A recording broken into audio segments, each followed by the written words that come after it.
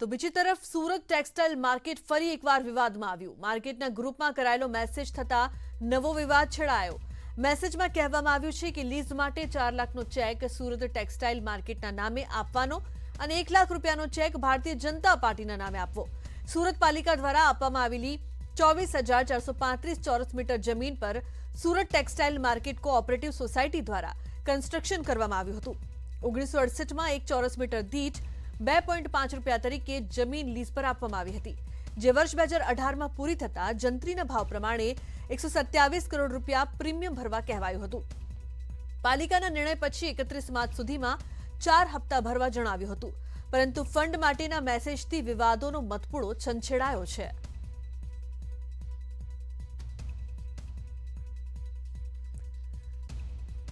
તો કોર્પોરેટ સુરતના કોંગ્રેસ કોર્પોરેટર અસલમ સાયકલવાળા આ મુદ્દે ફોન લાઈન પર જોડાયા છે. અસલમજી, જેવી રીતે આ જે મેસેજ છે તેના બાદ વિવાદ થઈ રહ્યો છે અને વિવાદોનો મતપૂડો પણ છંછેડાયો છે. સુરત ટેક્સટાઇલ માર્કેટમાં ફરી એક વિવાદ, શું કહેશો આપ? જો આ એક જ શોર્ટમાં આપને જણાવું બેન જી કે આ ટેક્સટાઇલ માર્કેટની જમીન મૂળ જમીન માલિક છે સુરત મહાનગરપાલિકા, જેનો 2019ની અંદર સુરત મહાનગરપાલિકામાં ભારતીય જનતા પાર્ટીએ ઠરાવ કરેલ 127 કરોડ રૂપિયા જંત્રી ભાવે અને 50 વર્ષ માટેનો. જે ટાઈમે પણ કોંગ્રેસ પક્ષનો વિરોધ હતો કે તમે જંત્રી ભાવે નહીં બજાર ભાવે લો. અને 2021માં જ્યારે CR પાટીલ 2020માં સાંસદ જે હતા એ પ્રદેશ પ્રમુખ બન્યા અને 2021માં એમને બધા નવા નિશાળીઓને શાસનની ધુરા આપી. એ શાસકો પાસે 2021 માર્ચ મહિનામાં એમણે આ 50 વર્ષની જે રીત ભારતીય જનતા પાર્ટીના શાસકોએ રિન્યુ કરી હતી એને 99 વર્ષ માટે કરી દીધી હતી. તે ટાઈમે પણ અમારા આક્ષેપો સીધા હતા કે આમાં ભારતીય જનતા પાર્ટીએ મોટા આર્થિક ફંડ માટે અને બહુ ખૂબ મોટો ભ્રષ્ટાચાર થયો છે અને એના માટે 50 વર્ષને 99 વર્ષ કર્યું છે, શહેર હિત ગીરવે મૂકીને શહેરની પ્રજાની તિજોરીને નુકસાન કરીને. આજે અમારી એ વાત સાચી પુરવાર થઈ રહી છે.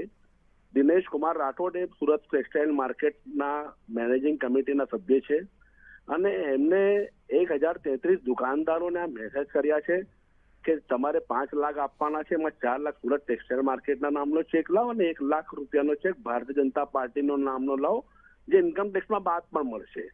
એટલે આ જે દિનેશ કુમાર રાઠોડે મેસેજ કર્યા છે, હું માનું છું કે CR પાટીલજીના સીધા આદેશ અનુસાર અને માર્ગદર્શન હેઠળ કર્યા છે. અને આનાથી એટલું ફલિત થયું છે કે આ ખૂબ મોટો ભ્રષ્ટાચાર છે. હું તો કહું છું કે anti corruption, ED, CBI, Modi સરકારનું વહીવટી તંત્રને તટસ્થ અને નિષ્પક્ષ તપાસ કરવી જોઈએ. ને આ દેશની અંદર સૌ પ્રથમ એવી ઘટના હશે કે કોઈના કામ કર્યું હોય ને ખુલ્લેઆમ આવી રીતે ફંડ માંગવામાં આવી છે અને આનો ખુલાસો CR પાટીલજીએ કરવો જોઈએ. બિલકુલ અસલમજી, જેવી રીતે ખૂબ જ આશ્ચર્યની વાત છે કે પાર્ટીના નામથી એક ચેક અને એક ચેક છે તે ટેક્સટાઇલના નામથી અહીંયા ખુલ્લેઆમ માંગવામાં આવે છે. સોશિયલ મીડિયામાં મેસેજ પણ વાયરલ થાય છે. શું કાર્યવાહી થવી જોઈએ અને આપને આશા છે ખરી કે કોઈ કાર્યવાહી થશે? કારણ કે ભ્રષ્ટાચાર તો થતું આવ્યું છે, તે વાતને નકારી ન શકાય. આ સરકાર નીચેથી ઉપર સુધી ભ્રષ્ટાચારી છે.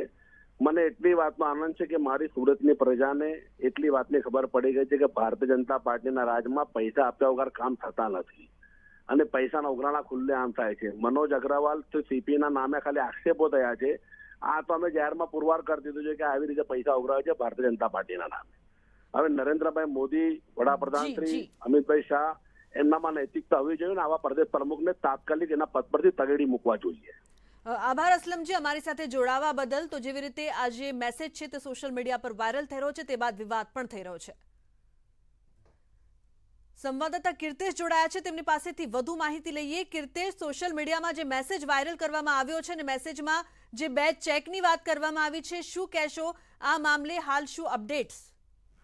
બિલકુલ લુબના, સુરત મહાનગરપાલિકાએ આવક ઉભી કરવા 1968માં જે જમીન સુરત ટેક્સટાઇલ માર્કેટને આપવામાં આવી હતી ત્યાં કન્સ્ટ્રક્શન કરવામાં આવ્યું હતું. જોકે તેનો જે કરાર હતો એ પૂરો થઈ ગયો હતો. ત્યારે નવો કરાર 50 વર્ષનો ફરી ભાડાપટ્ટાનો કરવામાં આવ્યો હતો. તે પેટે 127 કરોડ રૂપિયા સુરત મહાનગરપાલિકાની તિજોરીમાં જમા કરાવવાની વાત હતી. ત્યારે આ ભાડાપટ્ટા 50ની જગ્યાએ 99 વર્ષ કરી આપ્યો હતો અને જે પ્રીમિયમ 127 કરોડ રૂપિયાનું ભરવાનું હતું તેના 4 હપ્તા પાડી આપવામાં આવ્યા હતા. ત્યારે વેપારી અગ્રણીઓ દ્વારા જે રીતે વેપારીઓને મેસેજ કરવામાં આવ્યા છે કે ભાઈ પ્રીમિયમના 4 લાખ રૂપિયા અને ભારતીય જનતા પાર્ટીને 1 લાખ રૂપિયાનો ચેક આપવાનો છે, જેને લઈને હવે વિવાદ ઉભો થયો છે. જો કે કહી શકાય કે છેલ્લા 4 વર્ષથી આ બાબતે કોંગ્રેસે વિરોધ નોંધાવ્યો હતો, ત્યારબાદ વિરોધ પક્ષમાં આવેલી આપ પાર્ટી વિરોધ નોંધાવી રહી છે. એટલે કે મહાનગરપાલિકાની તિજોરીને તો નુકસાન સાથે સાથે રાજકીય આગેવાનો પોતાનો રોટલો શેકી રહ્યા છે, જે રીતે મોટા પ્રમાણમાં પૈસા ઉઘરાવી રહ્યા છે તે મેસેજ ઉપરથી જ સાબિત થાય છે. જો કે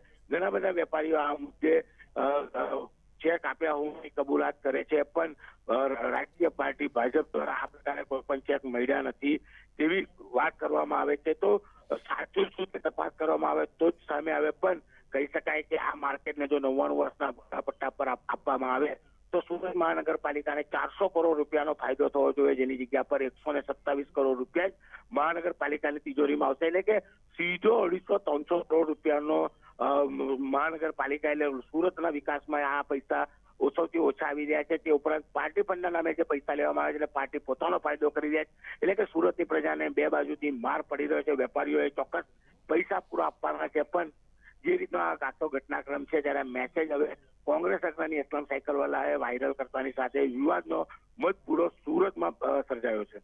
જી બિલકુલ કીર્તિશ, આભાર આ સમગ્ર માહિતી બદલ. તો સુરત ટેક્સટાઇલ માર્કેટ ફરી એકવાર વિવાદોમાં આવી છે.